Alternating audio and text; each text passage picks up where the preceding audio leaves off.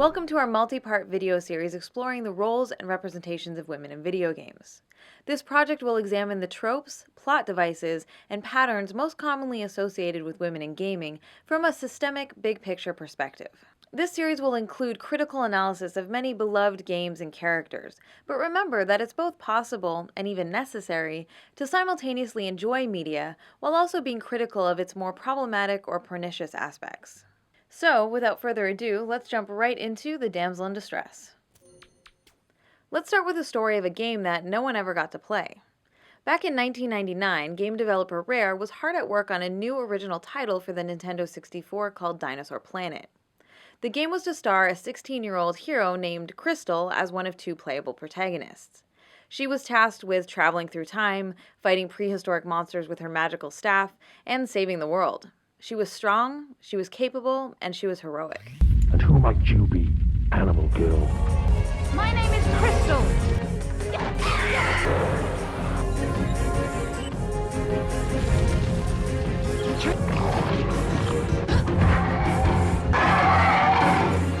Pretty cool, right? Well, it would have been, except the game never got released. As development on the project neared completion, legendary game designer Shigeru Miyamoto joked about how he thought it should be the third installment in his Star Fox franchise instead. Over the next 2 years, he and Nintendo did just that. They rewrote and redesigned the game and released it as Star Fox Adventures for the GameCube in 2002. In this revamped version, the would-be protagonist Crystal has been transformed into a damsel in distress and spends the vast majority of the game trapped inside a crystal prison, waiting to be rescued by the new hero, Fox McCloud. The in-game action sequences that were originally built for Crystal were converted to feature Fox instead. Crystal is given a skimpier, more sexualized outfit. Wow, she's beautiful.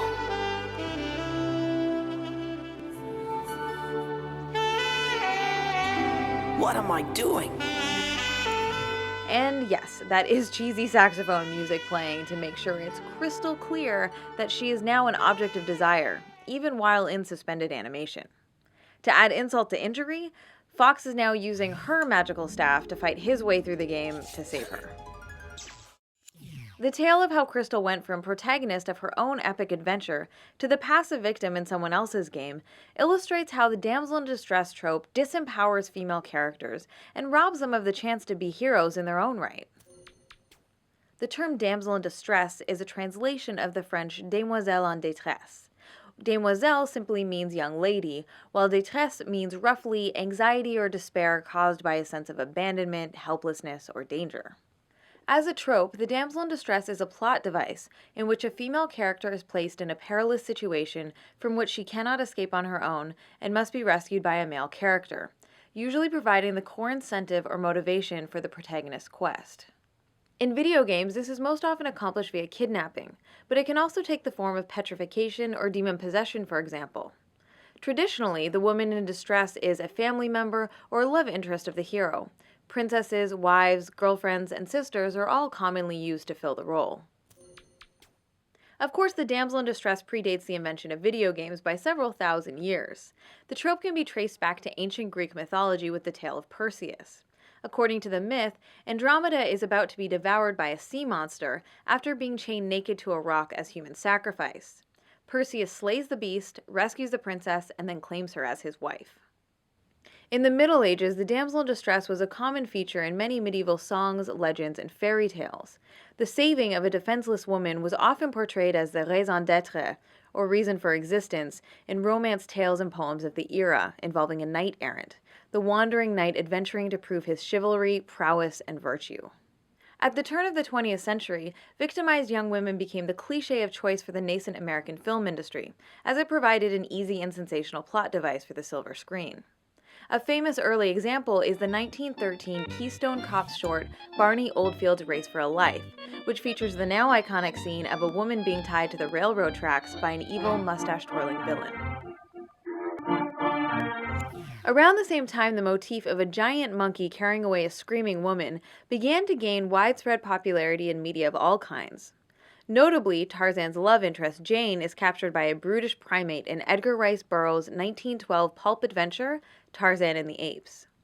In 1930, Walt Disney used this meme in an early Mickey Mouse cartoon called The Gorilla Mystery. The imagery was even exploited by the US military in this recruitment poster for World War I. But it was in 1933 that two things happened, which 50 years later would set the stage for the damsel in distress trope to become a foundational element in video games as a medium. First, Paramount Pictures introduced their animated series Popeye the Sailor to cinema audiences. The formula for most shorts would involve Popeye rescuing a kidnapped olive oil. Second, in March of that year, RKO Pictures releases its groundbreaking hit film King Kong, in which a giant ape abducts a young woman and is eventually killed while trying to keep possession of her. Fast forward to 1981, when a Japanese company named Nintendo entrusted a young designer named Shigeru Miyamoto with the task of creating a new arcade game for the American market. Originally, the project was conceived of as a game starring Popeye the Sailor. But when Nintendo wasn't able to secure the rights, Miyamoto created his own characters to fill the void, heavily influenced by the movie King Kong. The game's hero Jumpman was tasked with rescuing a damsel named the Lady after she's carried off by a giant ape. In later versions, she's renamed Pauline. Although Donkey Kong is perhaps the most famous early arcade game to feature the damsel in distress, it wasn't the first time Miyamoto employed the trope. 2 years earlier, he had a hand in designing a 1979 arcade game called Sheriff. In it, a vague female-shaped collection of pixels, referred to as the Beauty, must be rescued from a pack of bandits. The hero is then rewarded with a smooch of victory for his bravery in the end. A few years later, Miyamoto recycled his Donkey Kong character designs. Pauline became the template for a new damsel named Princess Toadstool, and Jumpman became a certain very famous plumber.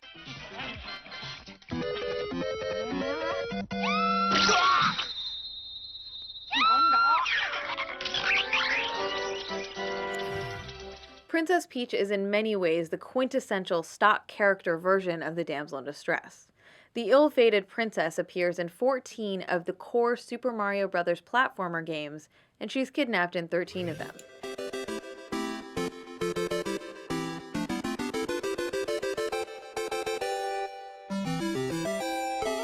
The North American release of Super Mario Bros. 2 in 1988 remains the only game in the core series in which Peach is not kidnapped, and also the only game in which she's a playable character.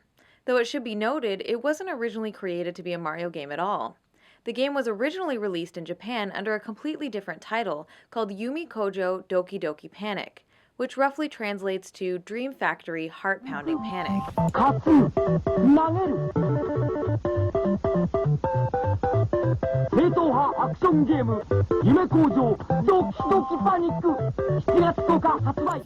Nintendo of America thought that the original Japanese release of Super Mario Bros. 2 was too difficult and too similar to the first game, so they reskinned and redesigned Doki Doki Panic to star Mario and Luigi instead. However, the Japanese game already had 4 playable characters, so the designers opted to include Toad and the Princess to fill the 2 remaining slots, building directly on top of the pre-existing character models. So really, if we're honest, Peach is kinda accidentally playable in this one. Still, she had the awesome ability to float for short distances, which came in really handy, especially in the ice levels. Sadly, Peach has never been a playable character again in the main franchise. Even with newer games that feature 4-player options like the new Super Mario Bros. Wii and Wii U, the princess is still excluded from the action. She's been replaced with another Toad instead, as to allow Nintendo to force her back into the damsel role again and again. Peach does of course appear in many spin-offs such as the Mario Party, Mario Sports, and Mario Kart series, as well as the Super Smash Bros. Nintendo Universe crossover fighting games. However, all of these spin-offs fall well outside of the core Super Mario series of platformers. She is the star of only one adventure, and we'll get to that a little later. One way to think about damsel characters is via what's called the subject-object dichotomy. In the simplest terms, subjects act, and objects are acted upon. The subject is the protagonist, the one who the story is centered on, and the one doing most of the action. In video games, this is almost always the main playable character, and the one from whose perspective most of the story is seen. So the damsel trope typically makes men the subject of narratives, while relegating women to the role of object. This is a form of objectification because as objects, damseled women are being acted upon, most often becoming or reduced to a prize to be won, a treasure to be found, or a goal to be achieved. The brief intro sequence accompanying many classic arcade games tends to reinforce the framing of women as a possession that's been stolen from the protagonist.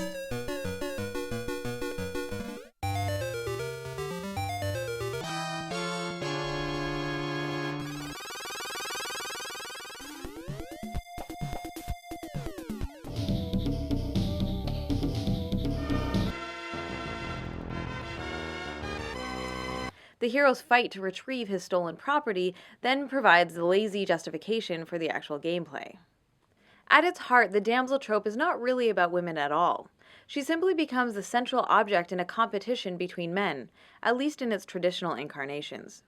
I've heard it said that in the game of patriarchy, women are not the opposing team, they are the ball.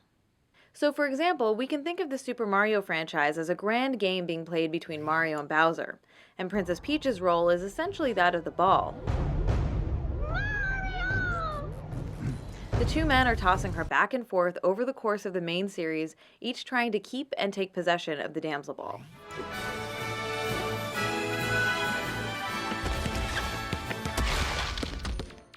Even though Nintendo certainly didn't invent the damsel in distress, the popularity of their Save the Princess formula essentially set the standard for the industry.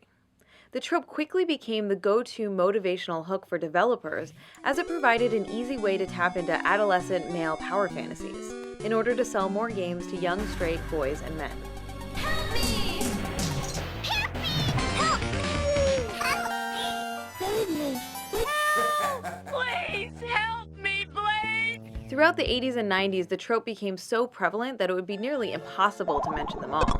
There were literally hundreds of examples showing up in platformers, side-scrolling beat-em-ups, first-person shooters, and role-playing games alike.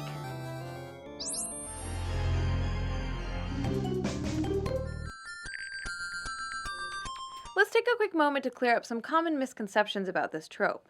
As a plot device, the damsel in distress is often grouped with other separate tropes, including the designated victim, the heroic rescue, and the smooch of victory. However, it's important to remember that these associated conventions are not necessarily a part of the damsel in distress trope itself. So the woman in question may or may not play the victim role for the entire game or series, while our brave hero may or may not be successful in his rescue attempt. All that is really required to fulfill the damsel in distress trope is for a female character to be reduced to a state of helplessness from which she requires rescuing by a typically male hero for the benefit of his story arc.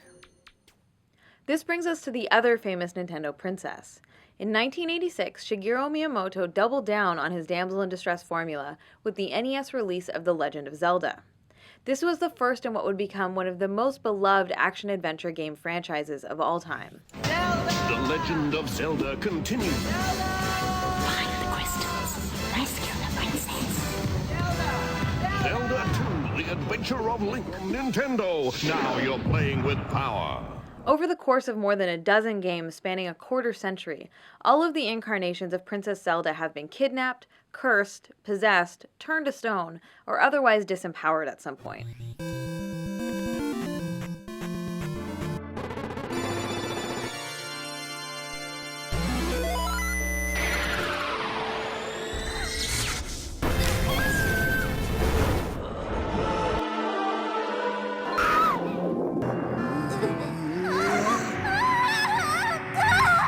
Zelda has never been the star in her own adventure, nor been a true playable character in the core series. However, it must be said that not all damsels are created equal, and Zelda is occasionally given a more active or integral role to play than her counterpart in the Mushroom Kingdom. Unlike Peach, Zelda is not completely defined by her role as Ganondorf's perpetual kidnap victim, and in a few later games, she even rides the line between damsel and sidekick. Remember, the damsel in distress's plot device is something that happens to a female character, and not necessarily something a character is from start to finish. Once in a while, she might be given the opportunity to have a slightly more active role in facilitating the hero's quest, typically by opening doors, giving hints, power-ups, and other helpful items. I call this variant on the theme the helpful damsel. Indeed, Zelda is at her best when she takes the form of Sheik in Ocarina of Time and Tetra in The Wind Waker. In Ocarina of Time, Zelda avoids capture for the first 3/4 of the game. Disguised as Sheik, she is a helpful and active participant in the adventure, and she's shown to be more than capable. However, as soon as she transforms back into her more stereotypically feminine form of Princess Zelda, she's captured within 3 minutes. Literally 3 minutes. I timed it. Her rescue then becomes central to the end of Link's quest. Similarly, in The Wind Waker, Tetra is a feisty and impressive young pirate captain.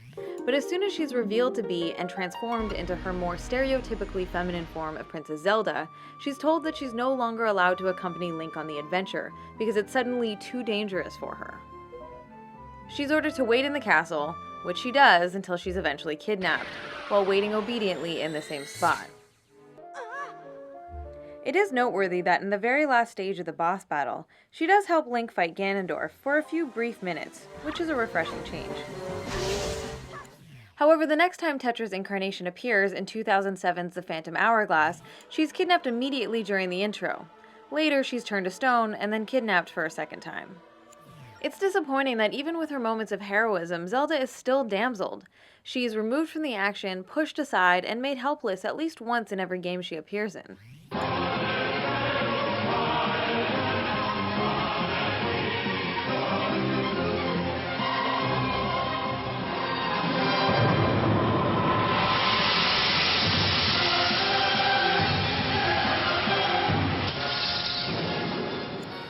This brings us to one of the core reasons why the trope is so problematic and pernicious for women's representations.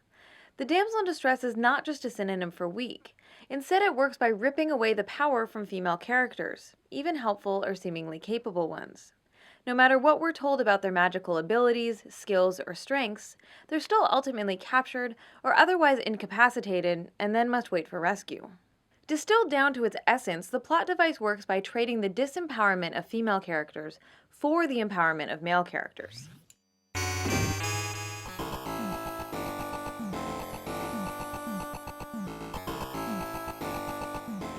Let's compare the damsel to the archetypal hero myth, in which a typically male character may occasionally also be harmed, incapacitated, or briefly imprisoned at some point during their journey. In these situations, the character relies on their intelligence, cunning, and skill to engineer their own escape. That's better. Or, just punching a hole in the prison wall works too. The point is, they're ultimately able to gain back their own freedom. In fact, that process of overcoming the ordeal is an important step in the protagonist's transformation into a heroic figure. A damseled woman, on the other hand, is shown as incapable of escaping the predicament on her own, and then must wait for a savior to come and do it for her. In this way, the damsel's ordeal is not her own. Instead, it's framed as a trial for the hero to overcome. Consequently, the trope robs women in peril from the opportunity of being the architects of their own escape, and therefore prevents them from becoming archetypal heroes themselves. Today, many old-school damsel games are being resurrected for modern platforms, services, and mobile devices, as publishers are in a rush to cash in on gaming nostalgia and capitalize on any recognizable characters from years gone by. For example, Sega's 1993 platformer Sonic CD, featuring a damseled Amy Rose, has been enhanced and made available for download on a wide variety of modern platforms. Jordan Mechner's famous Karateka and Prince of Persia games, originally released for the Apple II home computer in the 1980s, have both seen modern HD remakes.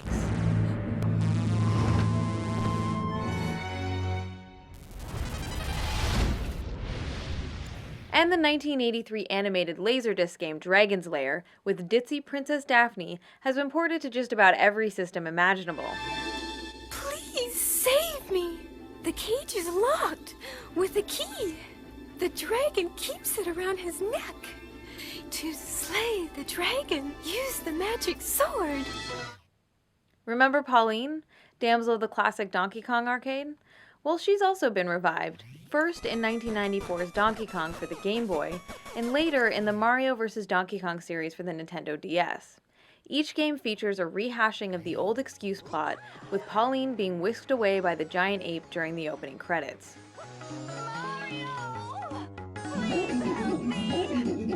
The now iconic opening seconds of the 1987 beat-em-up arcade game Double Dragon has Marion being punched in the stomach, thrown over the shoulder of a thug, and carried away.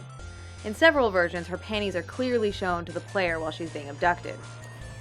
The game has been remade, re-released, and ported to dozens of systems over the past 25 years, ensuring that Marion will be battered and damseled for each new generation to enjoy. Most recently, Double Dragon Neon in 2012 reintroduced new gamers to this regressive crap yet again, this time in full HD.